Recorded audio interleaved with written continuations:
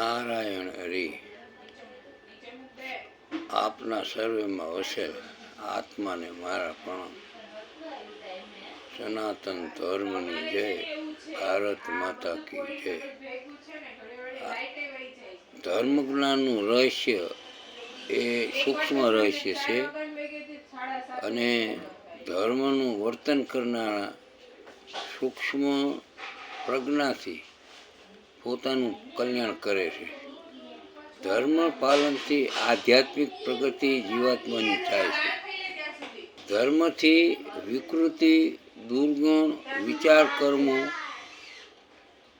નાશ પામે છે.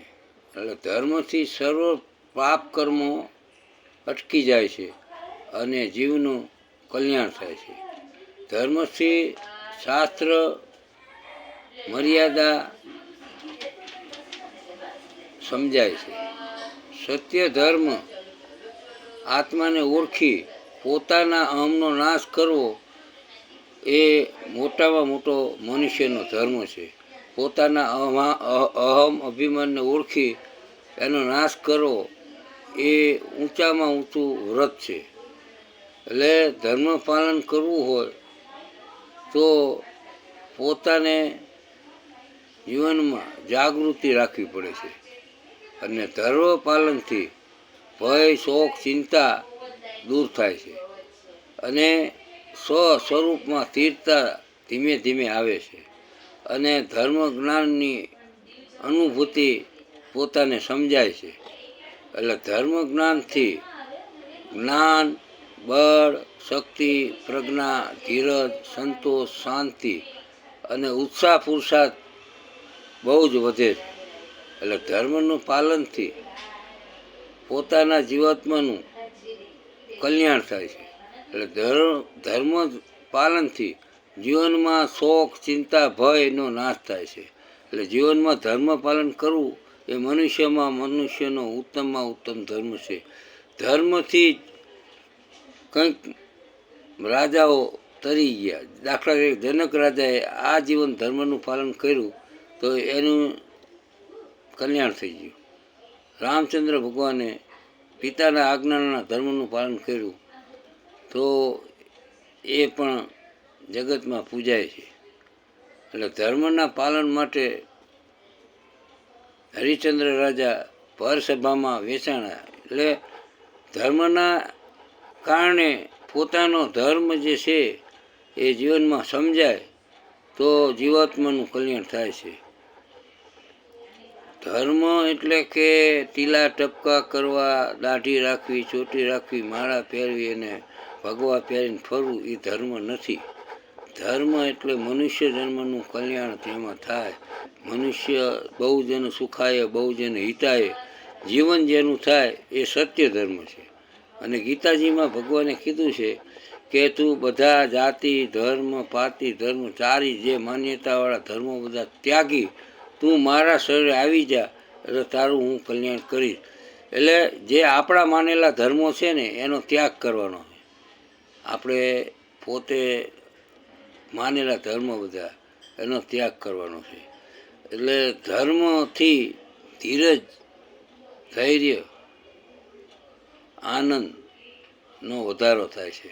એટલે જીવનમાં તમારે કોઈને દોષ આપ્યા વિના આપણા ધર્મનું પાલન કરવાનું છે. કોઈના દોષ નહીં જોવાને, કોઈની ચાડી, નિંદા કે ઈર્ષા કંઈ કરવાની નથી. આપણા પૂર્વજન્મના કર્મના પ્રમાણે આપણને ધન, સંપત્તિ, પરિવાર મળે છે. તેથી બીજાનો દોષ કાઢવાનો નથી. એટલે જે મળ્યું છે એ વર્તમાનનું જીવન શોક રહિત જીવવાનું છે. તમારા ભાગ્ય પ્રારબ્ધ પ્રમાણે જેટલું મળવાનું છે એટલું જ મળશે અને જ્યારે મળવાનું છે ત્યારે જ મળવાનું છે. માટે ચિંતા, શોક દૂર કરી અને હરિભજન કરવાનું છે. તારા પૂર્વ કર્મોને આધીન તને સુખ દુઃખ મળે છે.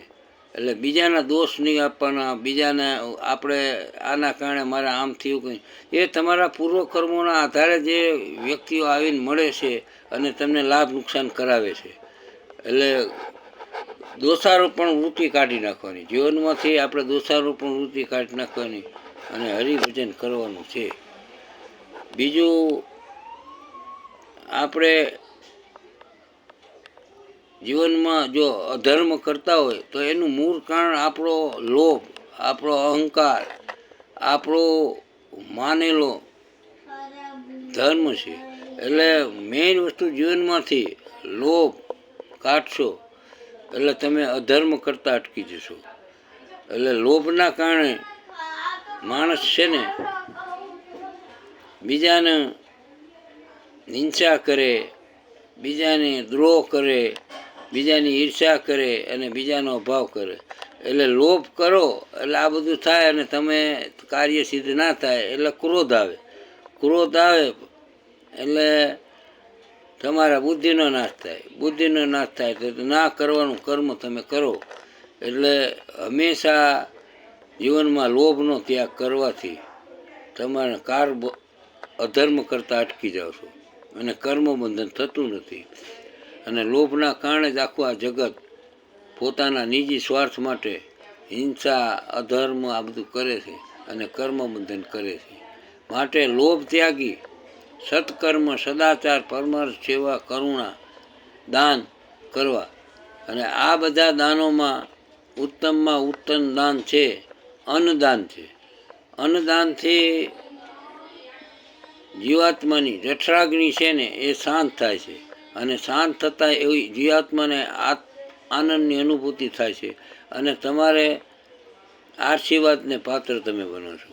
એટલે અન્નદાનથી ઉત્તમમાં ઉત્તમ એકે દાન નથી. એટલે બને ત્યાં સુધી ભૂખ્યા ગરીબ લોકોને આપણે જીવનમાં અન્નદાન કરતા રહેવું જોઈએ. અન્નથી દરેક પ્રાણીને શક્તિ, બળ, આરોગ્ય, પ્રાણ શક્તિ ટકી રહે છે. એથી એને જીવન જીવવાની આશા બંધાય છે. એટલે અન્નદાન ઉત્તમમાં ઉત્તમ દાન છે અને સનાતન ધર્મમાં અન્નદાનને બહુ ઉત્તમ દાન કહ્યું છે. અન્નદાનથી સંતોષ ગુણ, વિવેક ગુણ, આનંદ ગુણ અને શાંતિ, સુખ ગુણ ઉત્પન્ન થાય છે અને એનો વિકાસ થાય છે. એટલે જીવનમાં ભૂખ્યાને અન્નદાન અને વસ્ત્રદાન કરવાથી તમારામાં તેજ શક્તિ, જ્ઞાન શક્તિ, પ્રજ્ઞા શક્તિનો વિકાસ થાય છે. અને જીવનમાં શક્ય હોય તો સાધુ સંતોના દર્શન કરવાથી આપણે સનાતન ધર્મનું જ્ઞાન થાય છે. અને સનાતન ધર્મ કયો કે હું કોણ છું, ક્યાંથી આવ્યો છું અને પૃથ્વી લોકમાં ક્યાં સુધી રહેવાનો છું, એ જ્ઞાન સંતોના દર્શનથી થાય. એટલે સંત દર્શન જવામાં જે તમે તમારી શક્તિનું દાન કરો છો એ પણ દાન જ છે.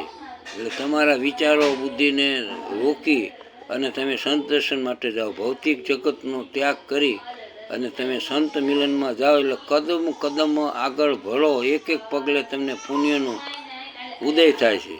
અને સંત દર્શન ભાગ્યમાં હોય તો થઈ જાય તો તમારું પોતાનું કલ્યાણ થઈ જાય છે. એટલે એથી તમે સંત દર્શન ભાગ્યમાં હોય, સત્સંગ તમને કરાવે અને એ સત્સંગ પ્રમાણે તમારા જીવનમાં તમે વર્તન કરો તો જીવાત્માની મુક્તિ થાય છે. એટલે જીવનમાં સનાતન ધર્મમાં ઊંચામાં ઊંચું જ્ઞાન કીધું હોય તો ધર્મ પાલન, ધર્મનું શક્ય ત્યાં સુધી પાલન કરી અને બીજાનું કલ્યાણ થાય. એટલે બહુ જન સુખાય, બહુ જન હિતાય, પરમાર્થ કારણે અને પરોપકાર આપણે જીવન કરવું જોઈએ. પરોપકારથી આપણને સુખ શાંતિ મળે છે. એટલે જીવનમાં હરેક જીવને મદદરૂપ થવાની ભાવના રાખજો. કોઈ પણ જીવનનું કોઈનું પડાવી લેવાની, અનિતિ કરવાની ભાવના રાખતા નહીં. જો તમારે જીવનમાં આધ્યાત્મિક માર્ગે જવું હોય તો તમારે સદાચાર, નીતિમત્તા અને શાસ્ત્ર વાંચનથી તમારા જીવનનું પરિવર્તન કરી શકો છો અને તમારા જીવનનું કલ્યાણ થાય છે. બોલો શ્રી રામચંદ્ર ભગવાન કી જય.